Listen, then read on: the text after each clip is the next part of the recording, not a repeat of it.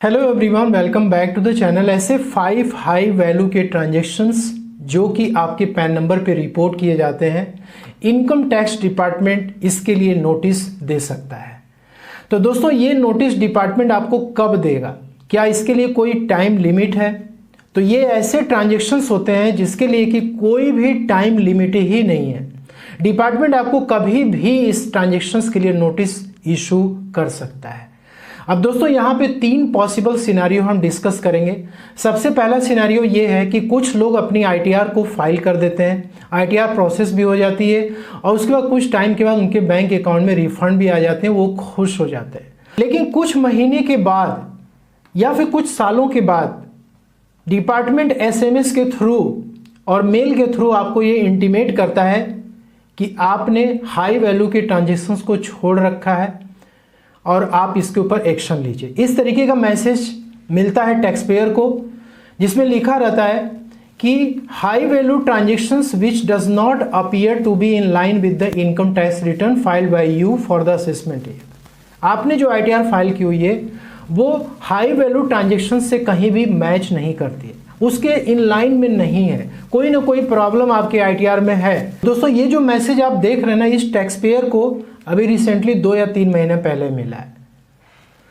आप देख सकते हो फाइनेंशियल 22-23 का ये केस है जिसका असेसमेंट 23-24 का है। इन्होंने आईटीआर अपनी फाइल कर दी थी और इसके बाद आईटीआर की प्रोसेस भी होगी, रिफंड भी बैंक में आ गया। जब इसकी डिटेल्स को चेक किया गया तो इसमें 55 लाख रुपए का इन्होंने शेयर्स और म्यूचुअल फंड सेल किया था, लेकिन उसको उन्होंने अपनी आईटीआर में डिक्लेयर ही नहीं किया था और नॉर्मली आईटीआर 1 को इन्होंने फाइल कर दिया और उसके बाद ये खुश हो गए।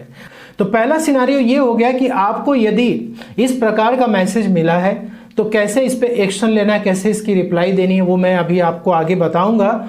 और दोस्तों, यहाँ पे जो सेकेंड सिनारियो ये है कि आपने अपनी आईटीआर को फाइल की और आपने अपनी आईटीआर को ई वेरीफाई भी कर दिया, लेकिन कुछ समय के बाद आपकी आईटीआर क्या हो जाती है, डिफेक्टिव में चली जाती है और जब आप पोर्टल पे लॉगिन करते हो तो आपको दिख जाता है।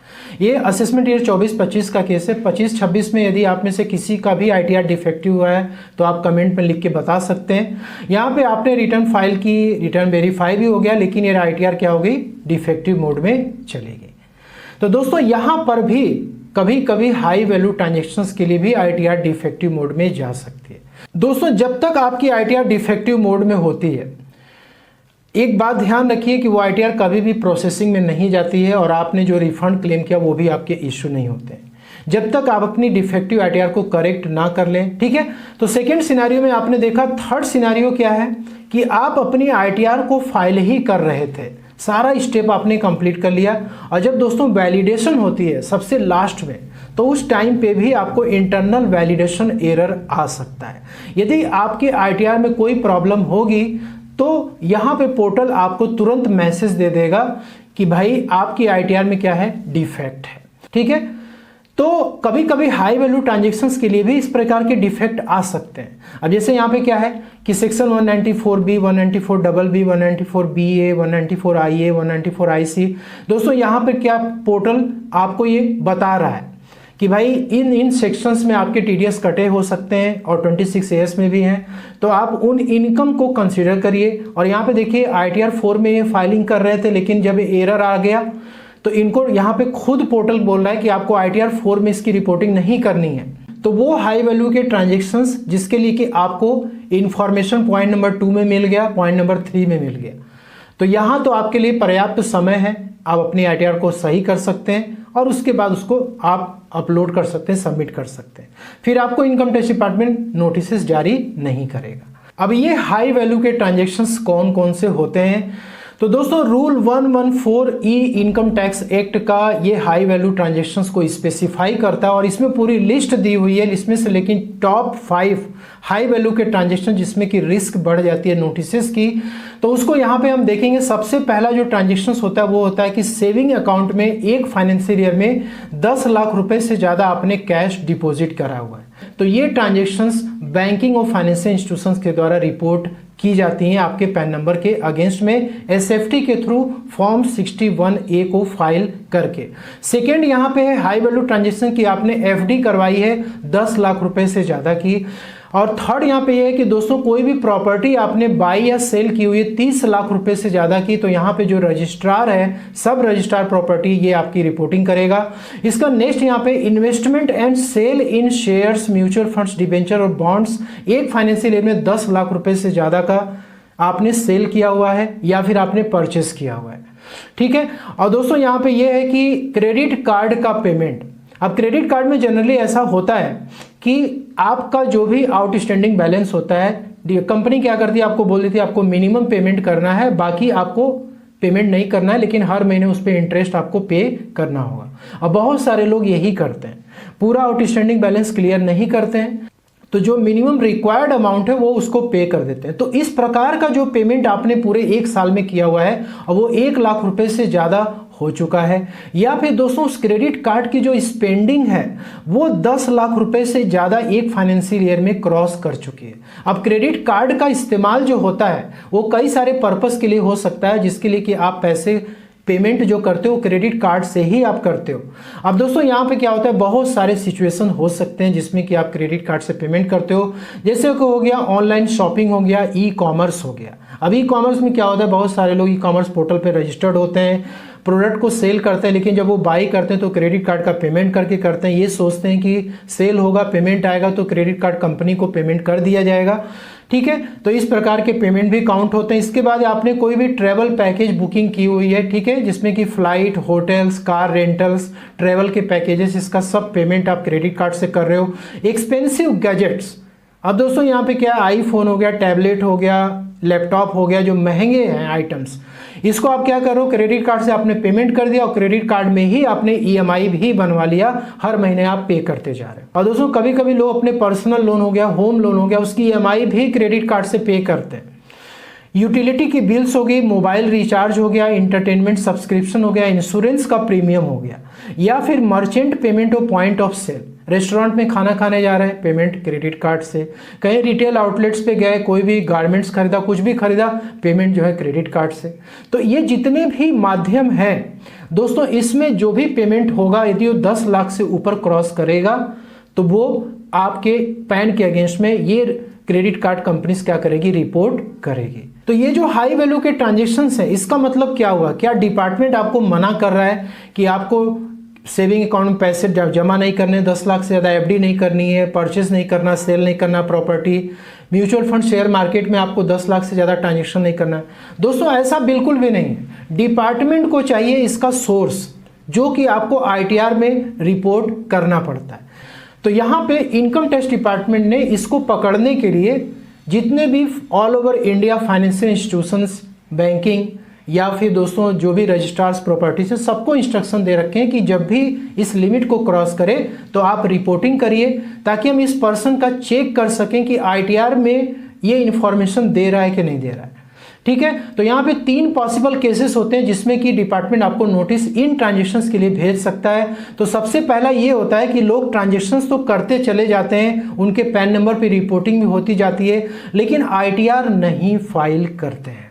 दूसरा ये कि आप आईटीआर तो फाइल करते हो, लेकिन अपनी इनकम को आप अंडर रिपोर्ट करते हो। आपने नील की आईटीआर फाइल कर दी, 2.5 लाख की इनकम, 3 लाख की इनकम आपने दिखा दी, जबकि म्यूचुअल फंड में आपने 60 लाख रुपए की सेलिंग की हुई है, क्रेडिट कार्ड में आपने 20 लाख से ज़्यादा का ट्रांजेक्शन किया हुआ है। तो ये ट्रांजेक्शन्स आपकी जस्टिफाई नहीं हो पाते हैं इस इनकम से। सैलरी है, बिजनेस प्रोफेशन है, अदर सोर्स है, पैसे कहाँ से आए, इन सारे काम को करने के लिए वही चेक करता है इनकम टैक्स डिपार्टमेंट आपकी आईटीआर में। इसके बाद होता है इनकम एस्केप्ड। अब लोग आईटीआर तो फाइल कर दिए, लेकिन इस पर्टिकुलर इनकम को शो नहीं करते हैं, छोड़ देते हैं।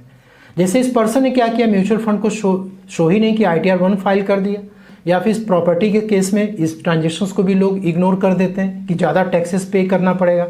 तो यदि आप एस्केप भी करते हैं तो भी यहाँ पे प्रॉब्लम क्रिएट हो सकती है। यदि आप अपनी आईटीआर में 10 लाख की इनकम रिपोर्ट कर देते हैं, 12 लाख की इनकम रिपोर्ट करते हैं, तो वहाँ पे दोस्तों कोई प्रॉब्लम ही नहीं है, फिर वो जस्टिफाई हो जाता है। या फिर आपने म्यूचुअल फंड और प्रॉपर्टी के लिए आपने कैपिटल गेन की इनकम रिपोर्ट कर दी तो भी जस्टिफाई हो जाता है। अब यहाँ पे आपको नोटिस जो मिलती है, कभी कभी आपको सेक्शन 133(6) में नोटिस जारी कर देता है कि भाई आपने कैश डिपॉजिट किया हुआ है, अमाउंट इतना है, मिसलेनियस पेमेंट जो कि क्रेडिट कार्ड के लिए आपको ये नोटिस जारी किया जा सकता है जिसमें कि अमाउंट यहाँ मेंशन रहता है। अब आपको यहाँ पे डिपार्टमेंट बोल रहा है कि भाई इन ट्रांजेक्शन्स के लिए आप क्या करो, इन्फॉर्मेशन सबमिट करो। तो आपको पोर्टल पे ही इसकी रिप्लाई भी सबमिट करनी होती है, सारा काम आपको वहीं करना होता है। और दोस्तों यहाँ पे आपको 30 डेज का टाइम भी मिलता है इस नोटिस की रिप्लाई करने के लिए। यदि आप इसको छोड़ देते हैं, कोई रिप्लाई नहीं करते हैं, तो सेक्शन 272A में 500 रुपीज़ पर डे की पेनाल्टी भी लग सकती है। और यहाँ पर यदि आपको लगता है कि हाँ ये ट्रांजेक्शन्स हमसे भूल हो चुकी है, हमने रिपोर्ट नहीं किया हुआ है, तो आप अपडेटेड ITR फाइल कर सकते हैं सेक्शन 139(8)A में, और उसके बाद अपनी इनकम को आप डिक्लेयर करिए, जो भी एक्स्ट्रा टैक्सेस आते हैं उसको आप पे करिए। दोस्तों हाई वैल्यू ट्रांजेक्शन्स के लिए आपको जब भी नोटिस मिलती है SMS के थ्रू, मेल ID पे, आपको तुरंत एक्शन लेना है, क्योंकि 30 डेज के अंदर आपको इसकी रिप्लाई सबमिट करनी होती है। यहाँ पर आप जब भी लॉगिन करेंगे अपने पोर्टल पे तो आपको आना है पेंडिंग एक्शन में, इसके बाद आपको कंप्लायंस पोर्टल पे आना है, और यहाँ पे दोस्तों आपको ई-कंपेन पे आपको क्लिक करना है। इसके बाद जो भी हाई वैल्यू के ट्रांजेक्शन्स होंगे वो आपको यहाँ पे दिख जाते हैं ई-कंपेन लिस्ट में, जिसमें कि आप DIN नंबर और हाई वैल्यू के ट्रांजेक्शन्स क्या हैं इसको आप क्लिक करके देख सकते हैं दोस्तों कि किस टाइप के ट्रांजेक्शन्स के लिए आपको यहाँ पे नोटिस जारी की गई है, और इसका ई-कंपेन में आपको दिखा रहा है। आप जो भी रिप्लाई सबमिट करेंगे उसका स्टेटस आपको दिखेगा। यहाँ पे दोस्तों आपको फीडबैक सबमिट करने के लिए भी ऑप्शन दिया होता है कि कुछ ट्रांजेक्शन्स ऐसे होते हैं जो कि आपके पैन नंबर पे गलत रिपोर्टेड हो सकते हैं, तो आप फीडबैक भी दे सकते हैं। दोस्तों कुछ ट्रांजेक्शन्स ऐसे होते हैं जिसमें कि आपको फीडबैक मैंडेटरी है देना। तो आपको जब दोस्तों यहाँ पर ई लिख करके आ रहा है स्टार बन के, इसका मतलब कि इसका फीडबैक मैंडेटरी है। तो जो भी हाई वैल्यू के ट्रांजेक्शन्स हैं, आपको जहाँ पे एक्सपेक्टेड लिखा हुआ है वहाँ पे आपको फीडबैक मैंडेटरी है सबमिट करना। तो दोस्तों आपको उस अमाउंट पे क्लिक करना है जो जहाँ पर कि ई लिख करके आ रहा है स्टार बन के। जैसे ही आप क्लिक करेंगे यहाँ पर आपको एक एक अमाउंट के लिए क्या देना है, फीडबैक सबमिट करना है।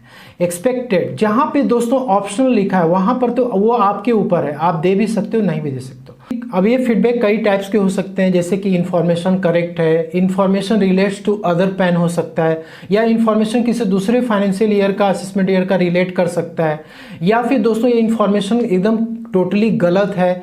तो आपको कई तरीके के फीडबैक मिलते हैं सबमिट करने के लिए।